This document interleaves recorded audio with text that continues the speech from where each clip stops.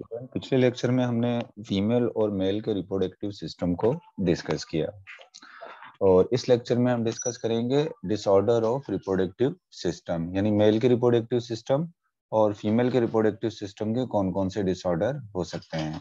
और इन डिसऑर्डर में सबसे जो मोस्ट कॉमन डिसऑर्डर है, जो मेन डिसऑर्डर है, वो है इनफर्टिलिटी। तो हम यहाँ पर किस चीज के बारे में बात करेंगे? हम बात करेंगे इनफर्टिलिटी के बारे में। तो अगर हम इनफर्टिलिटी की डेफिनेशन की बात करें तो infertility can not be defined precisely, मतलब इसकी कोई एक मुकम्मल एक वाज़ा तौर पे हम कोई डेफिनेशन नहीं दे सकते। क्यों नहीं दे सकते? Because there are varying degree of infertility, यानी इनफर्टिलिटी की बहुत सारी काज होती हैं, मुख्तलिफ टाइप्स की इनफर्टिलिटी होती हैं। तो एक पर्टिकुलर डेफिनेशन देना इनफर्टिलिटी की जो है वो क्या हो जाता है, थोड़ा सा मुश्किल हो जाता है। लेकिन फिर भी जो आपकी बुक जो है वो इनफर्टिलिटी की जो डेफिनेशन दे रही है वो कह रही है फेल्यूर टू अचीव प्रेगनेंसी, यानी प्रेगनेंसी जो है वो अचीव ना होना या एक फीमेल का प्रेग्नेंट ना होना। अब आपको पता है कि फीमेल प्रेग्नेंट नहीं होती या जो इनफर्टिलिटी है उसकी वजह कई किस्म की हो सकती हैं, लेकिन यहाँ पर नॉर्मली जो हम इनफर्टिलिटी को डिफाइन कर रहे हैं फेल्यूर टू अचीव प्रेगनेंसी, यानी एक कपल है, एक मैरिड कपल है और उनके बच्चे नहीं हो रहे, तो बच्चे नहीं हो रहे तो इसका मतलब वो फीमेल प्रेग्नेंट नहीं हो पा रही है। तो वो फीमेल जब प्रेग्नेंट नहीं हो पा रही तो इसको हम क्या कह रहे हैं? इसको हम कह रहे हैं फीमेल इनफर्टिलिटी। और अगर उस मेल के स्पर्म में कोई प्रॉब्लम है जिसकी वजह से वो फीमेल को प्रेग्नेंट नहीं कर पा रहा, तो वो कौन सी इनफर्टिलिटी होगी? वो मेल इनफर्टिलिटी होगी। हम इसको इस तरह से भी कह सकते हैं इनएबल टू कंसीव, यानी अगर कंसीव नहीं कर पा रहे, फर्टिलाइजेशन नहीं हो पा रही, तो ये भी क्या है? ये भी इनफर्टिलिटी होती है। अब देखें, इनफर्टिलिटी बेसिकली एक डिसऑर्डर है किसका? रिप्रोडक्टिव सिस्टम का। अब रिप्रोडक्टिव सिस्टम का जो डिसऑर्डर है, तो इसका मतलब ये रिप्रोडक्टिव मेल के रिप्रोडक्टिव सिस्टम का डिसऑर्डर भी हो सकता है और फीमेल के रिप्रोडक्टिव सिस्टम का डिसऑर्डर भी हो सकता है। हमें पता है कि रिप्रोडक्शन के अंदर दोनों टेक पार्ट करते हैं, फीमेल भी टेक, अगर सेक्सुअल रिप्रोडक्शन है, ह्यूमन में सेक्सुअल रिप्रोडक्शन होती है, तो सेक्सुअल रिप्रोडक्शन में दोनों टेक पार्ट करते हैं, फीमेल भी टेक पार्ट करती है और मेल भी जो है वो सेक्सुअल रिप्रोडक्शन में टेक पार्ट करता है। अब मेल जो सेक्सुअल रिप्रोडक्शन में टेक पार्ट करता है वो किसके जरिए टेक पार्ट करता है? मेल की टेस्टिस के अंदर स्पर्म बनते हैं, मेल की टेस्टिस में क्या बनते हैं? स्पर्म। और फीमेल की जो ओवरीज हैं इनमें क्या बनते हैं? इनमें बनते हैं ओवम। स्पर्म ओवम यानी स्पर्म और एग जब मिलते हैं तो जाइगोट बनता है, जाइगोट से बनता है एम्ब्रियो। तो मतलब ये है कि ये एक नॉर्मल प्रोसेस है। अगर ये दोनों स्पर्म भी नॉर्मली वर्कआउट कर रहे हैं और एग भी नॉर्मली वर्कआउट कर रहे हैं और ये रिप्रोडक्टिव सिस्टम भी जो है वो बिल्कुल नॉर्मली वर्कआउट कर रहा है, तो मेल या फीमेल इनफर्टिलिटी का शिकार नहीं होंगे। लेकिन अगर यहाँ पर कोई प्रॉब्लम आ जाती है तो इसको फिर हम क्या कहते हैं? उसकी वजह से फीमेल कंसीव नहीं कर पाती और इसी को हम क्या कहते हैं? इसको हम कहते हैं बेसिकली जो है वो infertility. It is a disorder of reproductive system. तो इनफर्टिलिटी की वजह मेल भी हो सकता है और इनफर्टिलिटी की वजह क्या हो सकता है, क्या हो सकती है? फीमेल भी हो सकती है।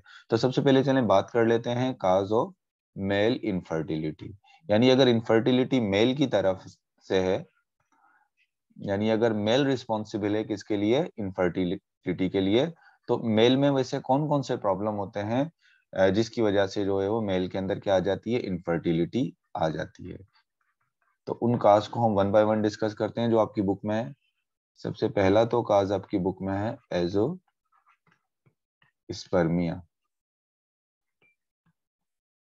अब यहाँ पर देखें, एजोस्पर्मिया जैसे नाम से ही जाहिर है, एजो ए मीन्स विदाउट, स्पर्मिया मीन स्पर्म। तो यहाँ पर क्या होता है? इसके अंदर नो स्पर्म, यानी जो रिप्रोडक्शन मैंने आपको कहा ना, मेल और फीमेल दोनों टेक पार्ट करते हैं, तो फीमेल का ये एग है और इस एग तक मेल का स्पर्म पहुंच ही नहीं पा रहा, यानी यहाँ तक स्पर्म नहीं पहुंच पा रहा। तो ये क्या है? ये बेसिकली क्या है? ये एजोस्पर्मिया है। अब एजोस्पर्मिया की वजह क्या होती है? यानी स्पर्म मौजूद नहीं है। तो एक तो ये होता है कि पैदाइशी कोई प्रॉब्लम आ जाता है कि मेल की जो ये टेस्टिस हैं, अब मिसाल के तौर पे ये एक मेल के पास टेस्टिस का पेयर होता है। अब एक वजह तो ये भी हो सकती है किसी वजह से मेल की टेस्टिस के अंदर स्पर्म बन ही नहीं रहे, नो स्पर्म, यानी स्पर्म बिल्कुल बन ही नहीं रहा है मेल की। तो ये हो गया क्या? इसकी वजह से भी एजोस्पर्मिया आ सकता है। अब मेल की टेस्टिस में स्पर्म क्यों नहीं बन रहा है? किसी कीमोथेरेपी का कोई मतलब क्या कहना चाहिए, कोई ट्रीटमेंट चल रही है या कुछ ऐसी ड्रग्स होती हैं जिसकी वजह से ये प्रॉब्लम आ जाता है, या पैदाइशी किसी वजह से भी ये प्रॉब्लम हो सकता है। तो इसको हमने क्या, ये एक वजह तो ये होती है। अच्छा, नो स्पर्म जो है वो, इसकी एक वजह ये भी हो सकती है कि क्या चीज ब्लॉक हो सकती है इसके अंदर जो है वो, नो स्पर्म होने की वजह एक चीज हो सकती है कि ब्लॉक हो जाती है। क्या चीज ब्लॉक हो जाती है इसके अंदर जो है वो, sperm duct, due to block of sperm duct. अब देखें स्पर्म डक्ट क्या है, अब टेस्टिस से जो स्पर्म बाहर की तरफ लेके जा रही है ये डक्ट, जिसे हम वाजर डिफरेंस भी कहते हैं, वाजर। तो ये जो है टेस्टिस से स्पर्म को बाहर की तरफ लेकर जा रही है। आपने पूरा मेल रिप्रोडक्टिव सिस्टम पढ़ा हुआ है, इसके साथ कुछ ग्लैंड्स लगे हुए होते हैं जो स्पर्म के अंदर अपनी सीक्रीशन ऐड करते हैं, फिर ये स्पर्म ऐसे करके यूरिथ्रा में जाते हैं और यूरिथ्रा से बॉडी से आउट जाते हैं।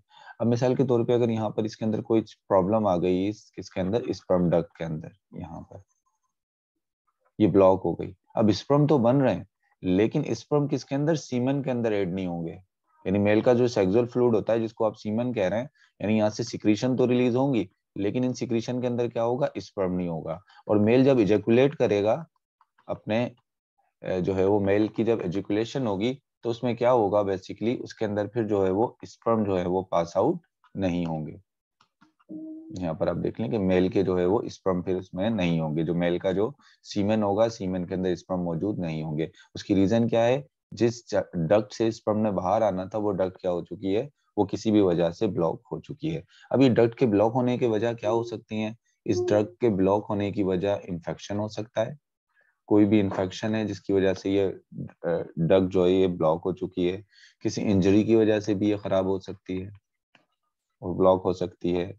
और ये प्रॉब्लम कॉन्जिनाइटल भी हो सकता है, यानी पैदाइशी हो सकता है, यानी बाय बर्थ ही ये ब्लॉक हो। तो ये सारी वजहें बनती हैं किसकी, एजोस्पर्मिया की। एजोस्पर्मिया के बाद दूसरा जो इसका रीजन है काज ऑफ मेल इनफर्टिलिटी, वो है ओलिगोस्पर्मिया। ओलिगो का मतलब होता है फ्यू, स्पर्मिया मतलब स्पर्म। अब यहाँ पर क्या होता है कि ये जो सीमन है, यानी स्पर्म बन तो रहे हैं, यहाँ पर स्पर्म बनते हैं लेकिन सीमन सीमन जो होता है, जो मेल का सेक्सुअल फ्लूइड है, उसमें स्पर्म का जो काउंट होता है, स्पर्म काउंट बेलो 20 मिलियन पर ml, यानी 1 ml सीमन में 20 मिलियन से ज्यादा स्पर्म होने चाहिए, किसके लिए, फर्टिलिटी के लिए। मतलब जो मेल का जो एजुकुलेशन जो होती है उसमें जो सीमन रिलीज होता है, डिस्चार्ज होता है, और सीमन के अंदर नॉर्मली जो है वो 20 मिलियन से ज्यादा स्पर्म होने चाहिए फर्टिलाइजेशन के लिए। लेकिन अगर 20 मिलियन से कम स्पर्म होंगे तो इसको हम क्या कहेंगे, इसको हम कहेंगे ओलिगोस्पर्मिया। और स्पर्म की तादाद का कम होना जो है वो, ये भी किसका सबब बनता है, ये भी जो है वो मेल की इनफर्टिलिटी का सबब बन सकता है। इसके अलावा एक और जो रीजन है वो है sperm deformities. Sperm deformities basically क्या है, change in shape of sperm, change in shape of sperm. यानी जो स्पर्म डिफॉर्मिटीज है वहां पर हर चीज क्लियर है, ये ओविडक्ट भी क्लियर है, बाकी स्पर्म बन भी रहे हैं तादाद, सही तादाद में। लेकिन जो स्पर्म बन रहे हैं, उन स्पर्म बनता है तो उसका एक हेड होता है और उसके साथ ये इसकी टेल है स्पर्म की, जिसके जरिए वो मूव करता है। लेकिन अगर इस स्पर्म की स्ट्रक्चर शेप अगर खराब हो जाए, मिसाल के तौर पे इसकी टेल है, इसका साइज स्मॉल हो गया, या इसके हेड के में कोई प्रॉब्लम आ गई, इसकी शेप चेंज हो गई, तो उसकी वजह से भी स्पर्म सही तरीके से मूव नहीं कर पाएगा। जब स्पर्म मूव नहीं कर पाएगा तो उसकी वजह से फर्टिलाइजेशन नहीं होगी, यानी वो एग के पास नहीं पहुंच पाएगा। तो स्पर्म की अगर कोई डिफॉर्मिटीज है, स्पर्म की अगर शेप में कोई प्रॉब्लम है, तो ये भी क्या बन सकती है, ये भी जो है वो इनफर्टिलिटी की जो है वो काज बन सकती है। इसके अलावा इनफर्टिलिटी की जो काज हो सकती है मेल में, वो है auto immune disorder, auto immune disorder. Auto immune हमें पता है डिसऑर्डर क्या होता है, जिसमें हमारे अपने ही इम्यून सिस्टम, यानी हमारे अपने ही इम्यून सेल जो है वो हमारे अपनी बॉडी के सेल्स पर अटैक कर देते हैं। तो इसको हम क्या कहते हैं, इसको हम कहते हैं ऑटो इम्यून डिसऑर्डर। तो इनफर्टिलिटी भी ऑटो इम्यून डिसऑर्डर की वजह से हो सकती है। इसमें क्या होता है कि जो एंटीबॉडीज बनाते हैं हमारे इम्यून सेल, जो एंटीबॉडीज बना रहे हैं, जैसे हमारे बी सेल्स अगर एंटीबॉडीज बना रहे हैं तो एंटीबॉडीज आर मेड, एंटीबॉडीज बनाई जाती हैं, विच अटैक द स्पर्म। यानी एंटीबॉडीज बन रही हैं और वो एंटीबॉडीज इस आपके अपने ही स्पर्म पर क्या कर देंगी, जाकर एंटीबॉडीज आपके अपने ही स्पर्म पर जाकर क्या करेंगी, अटैक करेंगी, क्योंकि वो इन स्पर्म्स को बाहर का सेल समझकर इस पर क्या कर देंगी, अटैक कर देंगी। तो एक ऑटो इम्यून डिसऑर्डर है जिसकी वजह से क्या हो सकता है, जिसकी वजह से मेल इनफर्टिलिटी हो सकती है। तो now these are different causes of male infertility. First one is azoospermia. Azoospermia means there is no sperm for fertilization. There are different reasons for azoospermia. One reason is that normally there is no sperm formation in testes, and another reason is there is sperm formation in testes, but there is a blockage of sperm duct which carry sperm outside the body. Now, what is the cause of sperm duct blockage? The main cause of sperm blockage is any infection or maybe any injury or congenital. Congenital means by birth. After that, there is a second cause, which is oligospermia. Oligospermia means sperms will produce in testes, but the sperm count is less than or below 20 million per ml. A healthy man or a fertile man requires more than 20 million sperm in his semen per ml semen.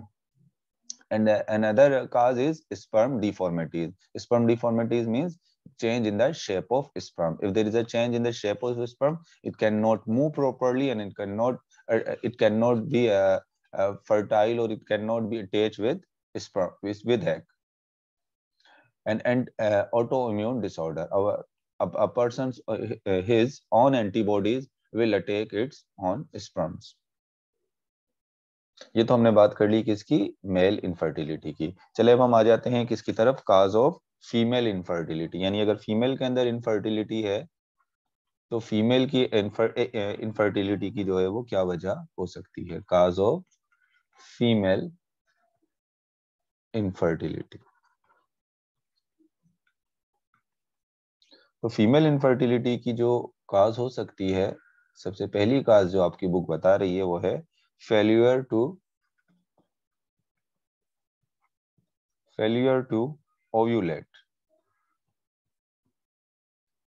Ovulate मतलब ovulation. अब आपको पता है कि female का जो reproductive system है जिसमें ओवरीज होती हैं, और आपको पता है हर ओवरीज से हर मंथ जो है वो अल्टरनेट मंथ में जो है वो इन ओवरीज से जो है वो क्या रिलीज होता है, रिलीज होता है एग, और वो एग रिलीज होकर कहाँ आ जाता है, ओविडक्ट के अंदर।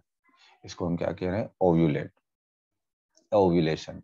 अब अगर फेल्यूर टू ओव्यूलेट, यानी फीमेल जो है वो ओव्यूलेट कर ही नहीं पा रही, मतलब उसकी ओवरी से एग रिलीज होकर जो है वो ओविडक्ट में नहीं आ रहा, या आप ये कह लें कि उसके ग्राफिन फॉलिकल के अंदर एग मैच्योर ही नहीं हो रहा, और उसके बाद मैच्योर भी नहीं हो रहा, उसके साथ वो ग्राफिन फॉलिकल से रिलीज भी नहीं हो रहा। तो फेल्यूर जो ओव्यूलेशन में जो फेल्यूर है, इसकी वजह, फेल्यूर की वजह क्या हो सकती है, इसकी वजह एक हो सकती है, मेन जो वजह होती है, पिट्यूटरी ग्लैंड जो होता है, specially anterior lobe of pituitary gland जो है वो क्या होता है कि pituitary gland fail to produce gonadotropins hormone. Gonadotropins hormones. और आपको पता है गोनेडोट्रोपिन हार्मोन जो है एक फॉलिकल स्टिमुलेटिंग हार्मोन है और एक ल्यूटिनाइजिंग हार्मोन। अगर एक फीमेल के पिट्यूटरी ग्लैंड से फॉलिकल स्टिमुलेटिंग हार्मोन सीक्रेट नहीं होगा तो आपको पता है कि फॉलिकल में जो है वो मैच्योर नहीं होगा, और ल्यूटिनाइजिंग हार्मोन सीक्रेट नहीं होगा तो फॉलिकल मैच्योर भी हो जाए तो उसके बाद वो वहां से ग्राफिन फॉलिकल से एग रिलीज नहीं होगा। तो मेन जो रीजंस होती हैं फीमेल में कि वो ओव्यूलेट नहीं कर पाती, तो उसकी रीजन ये गोनेडोट्रोपिन हार्मोन का जो है वो ना बनना है। कहाँ पर, anterior lobe of pituitary gland में फॉलिकल स्टिमुलेटिंग हार्मोन और ल्यूटिनाइजिंग हार्मोन की कमी की वजह से ये चीज हो सकती है। दूसरे नंबर पर जो है, जो मेन प्रॉब्लम है जो मोस्टली होता है वो है ब्लॉक ब्लॉक्ड ओविडक्ट, और ओविडक्ट को आप जो है वो फैलोपियन ट्यूब भी कह सकते हैं। ब्लॉक ओविडक्ट और फैलोपियन ट्यूब। अब ओविडक्ट और फैलोपियन ट्यूब ब्लॉक हो जाते हैं। अब आपको पता है ये है ना, यहाँ पर ये ओविडक्ट या फैलोपियन ट्यूब है ये। अब ये किसी भी वजह से जो है वो क्या हो सकते हैं, ये यहाँ से ये ब्लॉक हो गए। अब जब ये ब्लॉक हो गए या ये डैमेज हो गए यहाँ पर, तो अब क्या होगा, एक तो यहाँ से रिलीज हुआ, लेकिन अब स्पर्म इस एक तक नहीं पहुंच पाएगा, क्योंकि बीच में ये ओविडक्ट क्या हो चुके हैं, ये ब्लॉक जो है वो हो चुके हैं। और ज्यादातर ओविडक्ट के जो ब्लॉक होने की जो वजह होती है यहाँ पर फीमेल में, वो किस वजह से होते हैं, वो होते हैं ड्यू टू इन्फेक्शन। ये ओविडक्ट ब्लॉक हो जाएंगे, और इसकी मेन वजह क्या होती है, ड्यू टू इन्फेक्शन। किसी भी इन्फेक्शन की वजह से ये ब्लॉक हो सकते हैं, किसी भी पैथोजन के अटैक करने की वजह से ये ब्लॉक हो सकते हैं। इसके अलावा एक अनदर कॉज वो है यूट्रस डैमेज। अब यूट्रस डैमेज में बेसिकली क्या होता है, यहां पर होता है, इसकी जो मेन रीजन होती है fibroid grow on the wall of uterus. और बेसिकली ये फिब्रॉइड होते क्या हैं, ये हैं non cancerous tumour.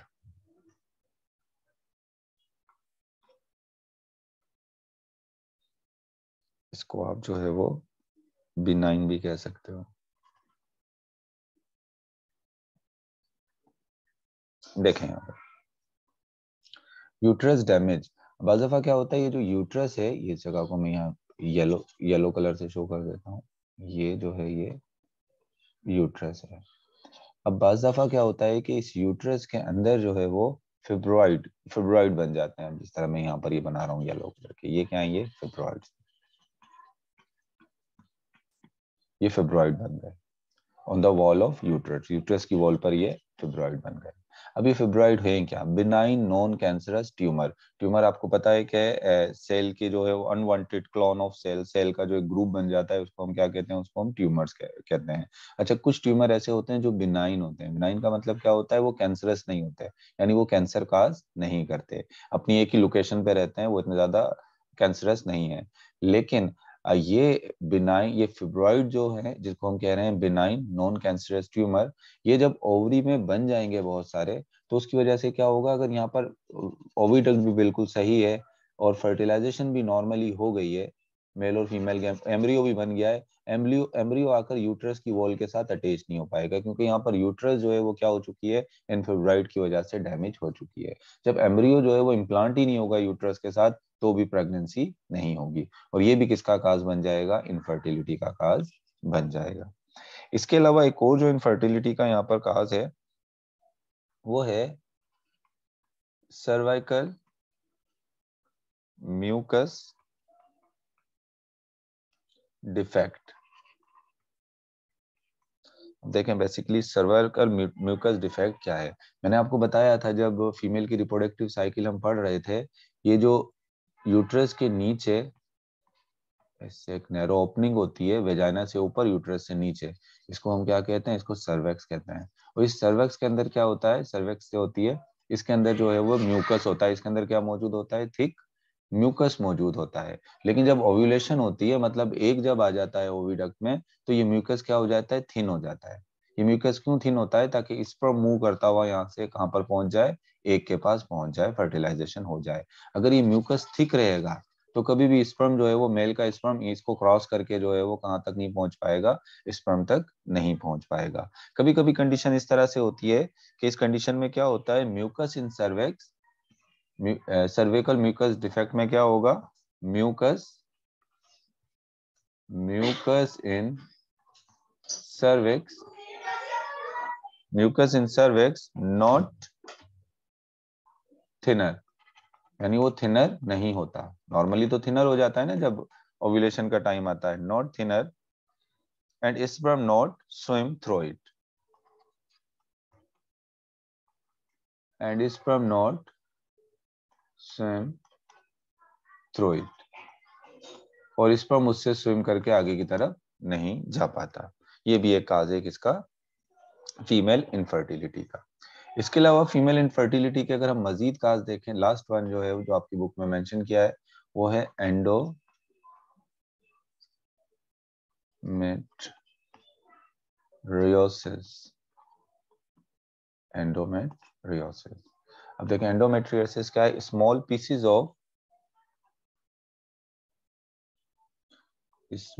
Pieces of endometrium start growing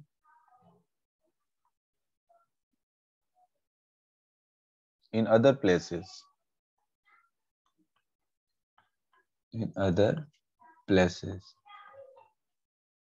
such as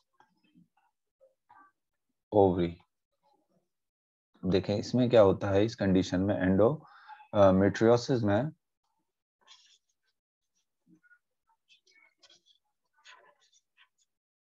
मिसाल के तौर पे आप देखें ये यूट्रस है, इस पे इसको मैं येलो कलर दे देता हूँ. यूट्रस की सबसे ये इनर वॉल है जिसको हम क्या कह रहे हैं, endometrium.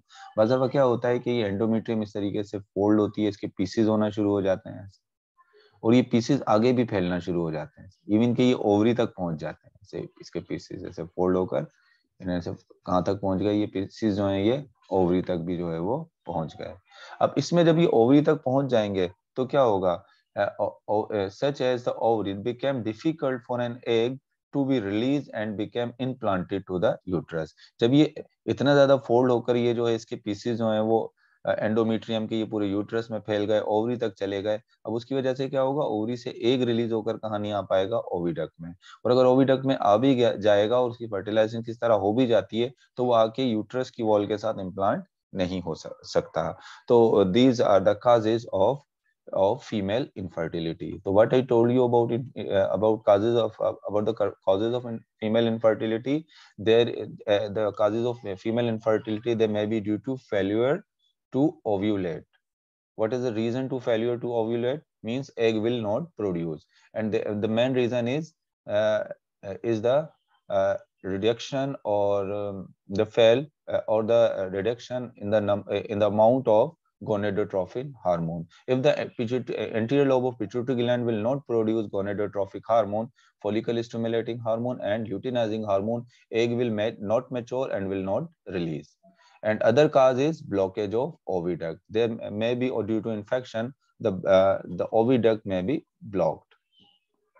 Uterus damage. If fibroid, what are fibroid? Fibroid are basically benign, non-cancerous tumor. If they grow around the uterus will be unable to implant embryo, and this is the also cause of female infertility. After that, there is a cervical mucus defect. If during ovulation the cervical mucus will not thin, then the sperm will not move or will not swim toward the egg.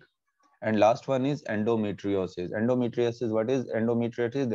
These are the small pieces of endometrium start growing on other places, especially on ovary.